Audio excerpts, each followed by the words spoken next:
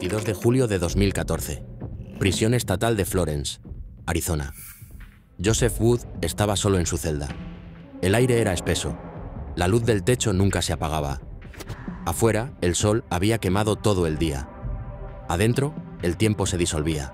No hablaba, no dormía. A esta misma hora mañana ya no estaría. No había dudas sobre cómo terminaría esto. La fecha estaba fijada. El método elegido, un cóctel de midazolam e hidromorfona. La misma combinación que, tan solo unos meses antes, había dejado a otro hombre jadeando durante 25 minutos antes de que su corazón se detuviera. Los testigos lo calificaron de insoportable, los médicos de inhumano. Ahora le tocaba a Joseph Wood. Los abogados de Wood tomaron nota y pelearon con fuerza. Presentaron mociones de emergencia, señalando la ejecución de Maguire como una advertencia. Dijeron que ese método no era seguro, que no era confiable, que lo que había pasado en Ohio podría repetirse aquí. Pero sus súplicas no fueron escuchadas. Los tribunales de Arizona no se conmovieron. Los tribunales federales los rechazaron. La Corte Suprema de se negó a intervenir. El fallo se mantuvo. Joseph Wood moriría por inyección letal, midazolam e hidromorfona, el 23 de julio. Y ahora, con la luz desvaneciéndose por la ventana alta y estrecha de su celda, Wood esperaba. Y mientras el reloj avanzaba, una pregunta quedaba flotando en el silencio. ¿Quién era Joseph Wood? ¿Y cómo había llegado hasta aquí? Joseph Rudolph Wood III nació el 6 de diciembre de 1958. Por todos los relatos, tuvo una infancia tranquila y sin mayores sobresaltos. No hubo señales de alarma, ningún trauma evidente. Solo un niño común que se convirtió en un hombre común, hasta que conoció a Deborah Dietz. Ella era joven, cálida, llena de vida. Al principio, su relación parecía sencilla. Dos personas atraídas la una por la otra. Pero con los años, ese vínculo comenzó a romperse. El comportamiento de Wood se volvió más oscuro, controlador, agresivo. El amor que compartían empezó a pudrirse en algo peligroso. Para 1984, la relación se había vuelto volátil. Wood comenzó a desatar su ira físicamente. Aún así, la familia de Deborah intentó mantener la paz. Su padre, Eugene Dietz, no confiaba en Wood, pero se mantuvo al margen, esperando que las cosas cambiaran. Permitió que Wood asistiera a cenas familiares. Observó cómo aumentaba la tensión. Escuchó las amenazas. Eugene se negó a dejar que Wood visitara a Deborah mientras ella trabajaba en el taller mecánico familiar. Eso enfureció a Wood. Prometió vengarse. «Me las va a pagar», dijo. «Se va a arrepentir». Deborah había apoyado económicamente a Wood, incluso cuando él iba y venía de un trabajo a otro.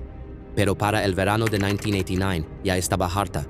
Tras otro episodio de agresión durante el fin de semana del 4 de julio, hizo las maletas y se fue.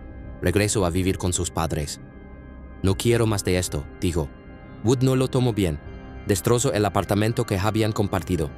Se descontroló. Días después, el 8 de julio, Deborah tomó una medida legal. Solicitó una orden de protección.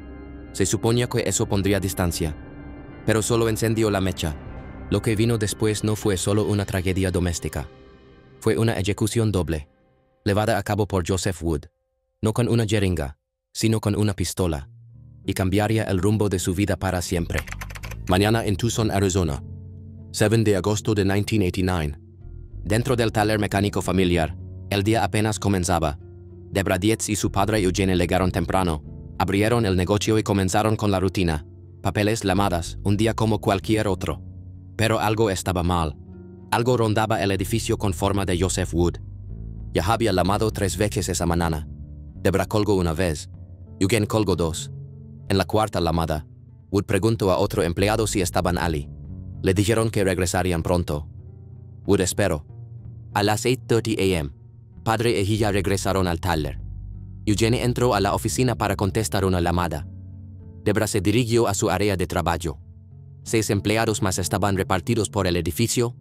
El ambiente era tranquilo, silencioso. Entonces, a las 8:50 a.m., una patrullera cercana detectó un vehículo sospechoso, la camioneta de Wood, circulando de manera errática entre el tráfico. Redujo la velocidad, hizo contacto visual con el conductor cuando éste se estacionó y bajó. No sabía su nombre, todavía no, pero algo en él la puso en alerta. Joseph Wood no dudó. Abrió la puerta del taller y entró como si le perteneciera. No dijo nada. Simplemente caminó hacia Eugene Dietz, quien seguía hablando por teléfono. Había 3 empleados en la sala. Uno de ellos vio el arma. Gritó, pero ya era tarde. Wood levantó su revólver, se acercó a menos de 1,5 metros. Disparó una vez. Eugene recibió el disparo en el pecho y cayó. Wood sonrió. Desde su patrulla, la agente vio el disparo. Pidió refuerzos por radio y corrió hacia el edificio. Pero adentro, el caos ya había comenzado. Wood salió brevemente. Luego se dio la vuelta y volvió a entrar, pasando por encima del cuerpo de Eugene. Levantó el arma de nuevo, apuntando al hombre que yacía en el suelo, sangrando. Fue entonces cuando Donald Dietz, hermano de Eugene, de 70 años y también empleado del taller, se lanzó sobre él. Estaló un forcejeo. Wood logró zafarse y corrió hacia la parte trasera del taller, hacia Debra. Ella había escuchado el disparo. Escuchó los gritos. Estaba intentando llamar por ayuda cuando Wood la encontró. Le rodeó el cuello con un brazo, mientras con el otro presionaba el frío metal del revólver contra su pecho. Debra gritó, forcejeó. Otro empleado escuchó lo que vino después. La voz de Wood era baja, plana. Te dije que lo iba a hacker. Tengo que terminar contigo. Y luego, una última humillación. La llamó perra. Y apretó el gatillo. Una vez, 2 veces. Debra se desplomó, su camisa oscureciéndose con cada respiración. Tenía 29 años. En solo segundos, Joseph Wood había convertido un negocio familiar en una escena del crimen. Un lugar de trabajo en un lugar de muerte. Florence, Arizona, 22 de julio de 2014. Tarde en la noche. El reloj seguía avanzando, pero Joseph Wood no podía dejar de retroceder en el tiempo.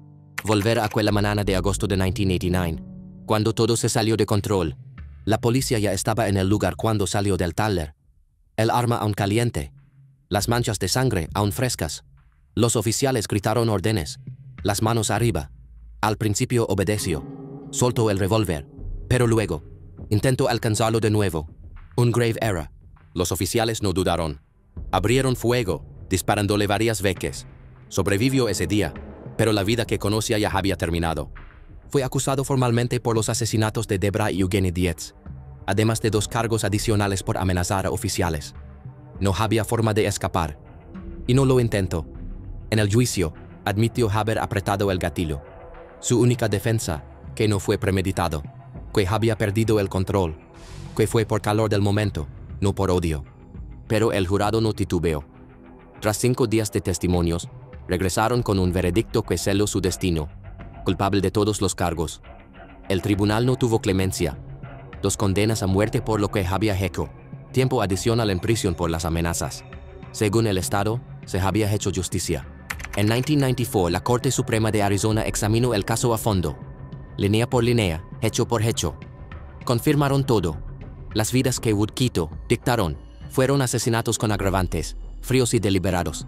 Las pocas circunstancias de su pasado que podrían haber inclinado la balanza hacia la misericordia no fueron suficientes. La sentencia se mantuvo. Y aún así, Wood siguió apelando. En 1996, presentó una solicitud de revisión post-condena. Denegada. En 2002, lo intentó de nuevo. Otro rechazo. Para 2014, todos los caminos se habían cerrado. Ya no quedaban recursos, ni apelaciones pendientes. Ahora, solo en su celda, a pocas horas de su ejecución, Joseph Wood se volvió hacia adentro. Afirmó haber encontrado la paz en Dios. Dijo que había sido salvado, que Jesucristo lo había perdonado. Pero la salvación no era lo mismo que la rendición. Porque en el fondo, debajo de la fe, debajo de los versículos, Joseph Wood no quería morir. Aún recordaba los gritos de Debra. Aún veía el rostro de Eugene. Y sabía lo que venía después, la Camila, la inyección y el ajuste de cuentas. En 1998, Wood presentó una petición federal de habeas corpus con la esperanza de que, de alguna forma, el Tribunal de Distrito de EU viera algo que los demás no habían visto. Siguió una petición enmendada. El proceso se extendió durante años. Para 2006, el tribunal ya había examinado la montaña de argumentos. Algunos fueron considerados válidos para una revisión completa. Otros fueron descartados, improcedentes, fuera de plazo, insuficientes. Aún así, él se aferró. En julio de 2014, la soga volvió a apretarse. No era una cuerda, sino el ritual, el lento apretón de la burocracia. El 21 de julio, la Corte Suprema de intervino. anulando una orden del noveno circuito que podría haber detenido la ejecución. Eso fue todo. La última esperanza se volvió simbólica. Pero entonces, un destello, justo antes de la agulla, la Corte Suprema de Arizona emitió una suspensión temporal, una pausa, un respiro. Horas más tarde, la levantaron. La luz verde volvió a encenderse, y mientras Wood se sentaba allí, espalda recta, mandíbula apretada, las noticias se filtraban por los muros de la prisión. No todos estaban de acuerdo con que mereciera morir de esta manera. No todos, no muchos, pero los suficientes como para que se hiciera noticia. Un pequeño grupo se había reunido esa noche en el Capitolio Estatal. Sostenían velas, sostenían carteles. Rezaban.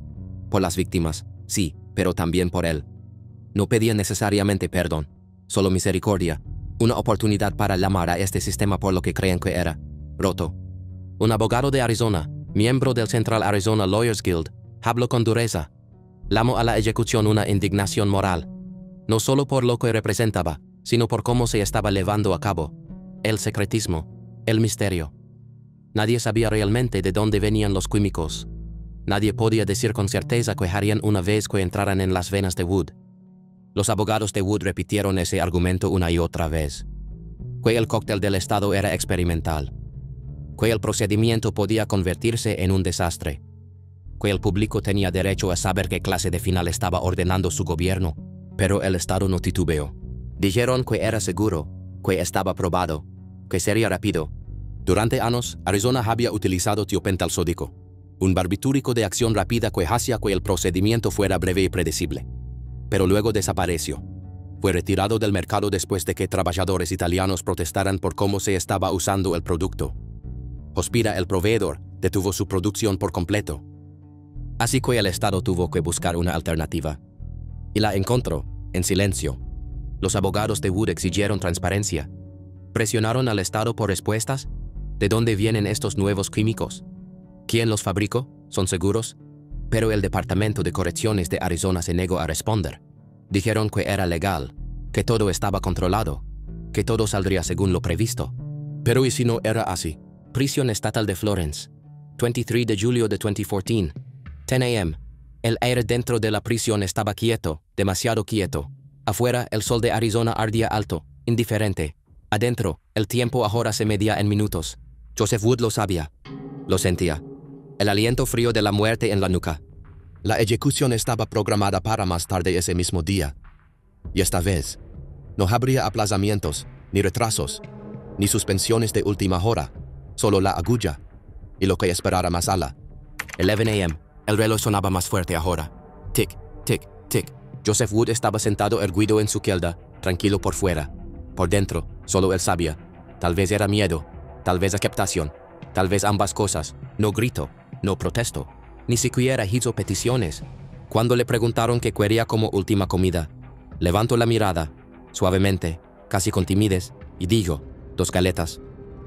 Eso fue todo. 2 galetas. Los guardias asintieron. Se las trajeron sin hacer preguntas. 12 p.m. Se cambió a la ropa asignada por el Estado. No hubo visitas finales, ni abrazos de despedida. Solo silencio, y concreto. Poco después, la puerta se abrió. Entraron los funcionarios de la prisión, medidos, entrenados. Le dieron instrucciones. Él las siguió sin resistirse. Lo condujeron hacia la cámara, hacia la camilla. Sus piernas se movían, pero no con firmeza. Estaba temblando. A su lado, un capelán, su consejero espiritual, lo acompañaba paso a paso, rosario en mano, murmurando oraciones en voz baja. Las palabras flotaban por el pasillo estéril como susurros en una tumba. Y cuando Wood entró en la sala de ejecución, giró la cabeza, escaneó el vidrio y encontró los rostros de los familiares de las víctimas al otro lado de la ventana. Entonces habló. «Estoy agradecido con Jesucristo, mi Salvador», dijo. Y luego sonrió, una sonrisa tranquila, deliberada. Para algunos, pudo parecer paz. Para los familiares en duelo al otro lado del vidrio, se sintió como una provocación. Esa sonrisa fue como una bofetada, y la ira fue instantánea. Pero Wood ya había dicho lo que necesitaba decir. Su alma, creía él, ya estaba en paz. Lo que viniera después, ya no dependía de él. Ahora se recostaría. Ahora el Estado haría su parte. Y pronto Arizona vería cuán impredecible podía ser realmente ese nuevo cóctel.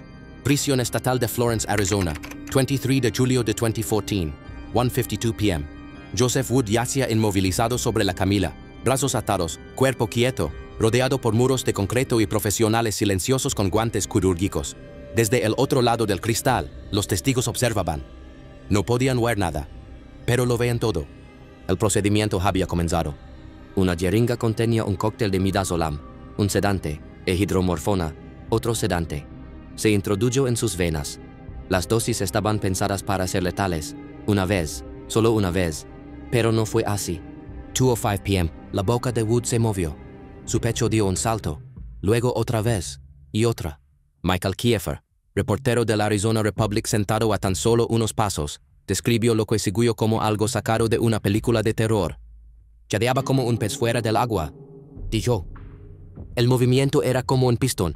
La boca se abría, el pecho se elevaba, el estómago se contraía. Un sonido de ronquido, como de succión, como un filtro de piscina absorbiendo aire.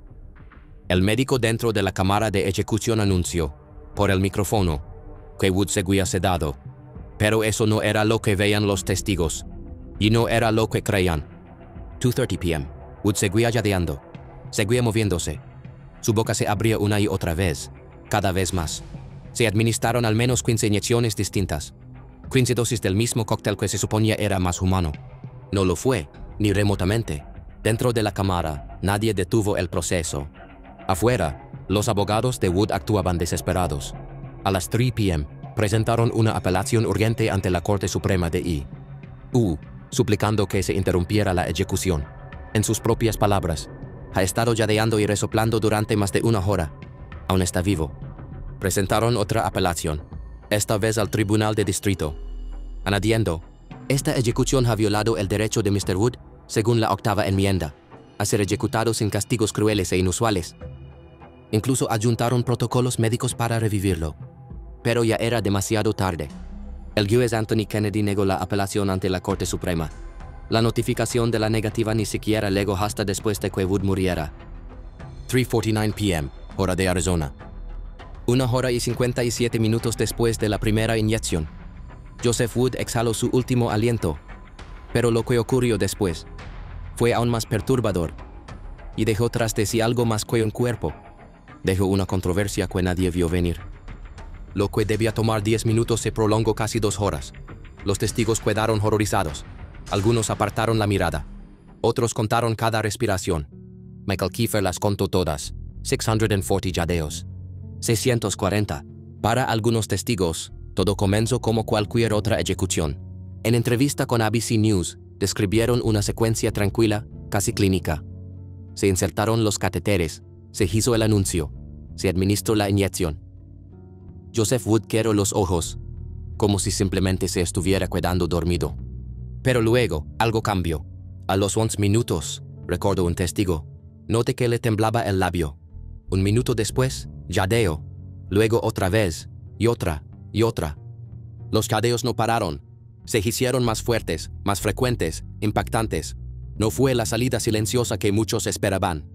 Fue ruidoso, dijo un testigo. No fue ese sonido suave y pacífico de alguien durmiendo. Del otro lado del vidrio, la gente comenzó a notar que algo iba mal. Las miradas se cruzaban. Funcionarios del Departamento de Correcciones, alineados contra las paredes, intercambiaban gestos. Sus rostros se veían tensos, inseguros. Se notaba, dijo un testigo. Se miraban entre ellos con nerviosismo. Después, Janet Brown, hermana de Deborah Dietz, habló ante la prensa. Su voz era firme, pero cargada de tristeza. Lo que vi hoy, dijo, no se compara con lo que ocurrió el 7 de agosto de 1989.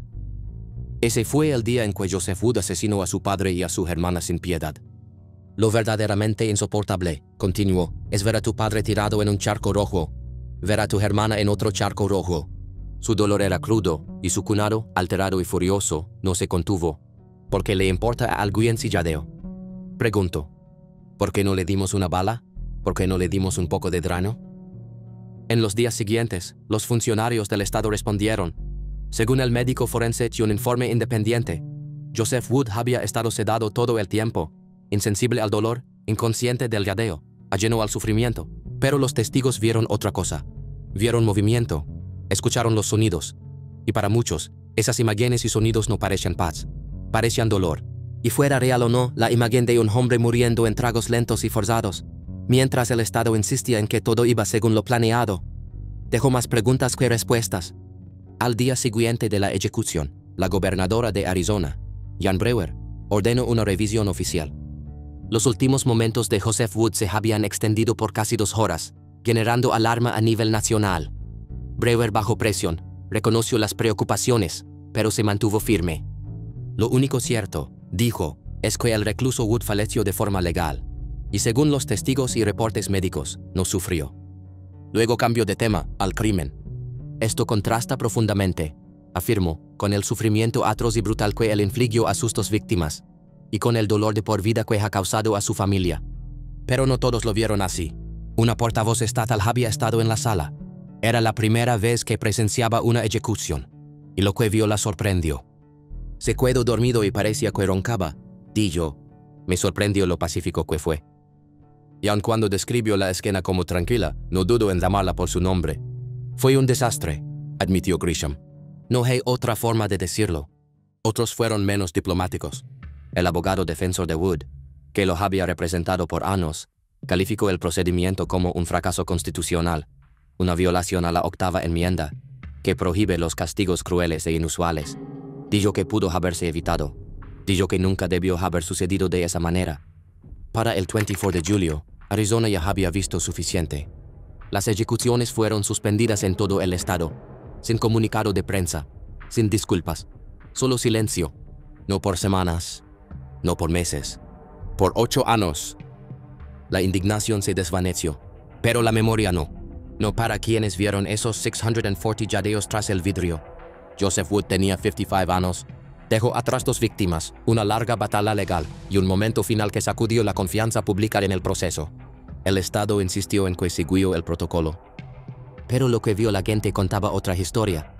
Y al final, no fue solo la vida de Joseph Wood la que terminó. Fue una especie de confianza. Porque cuando la justicia se ve así, la gente empieza a preguntarse qué significa realmente justicia.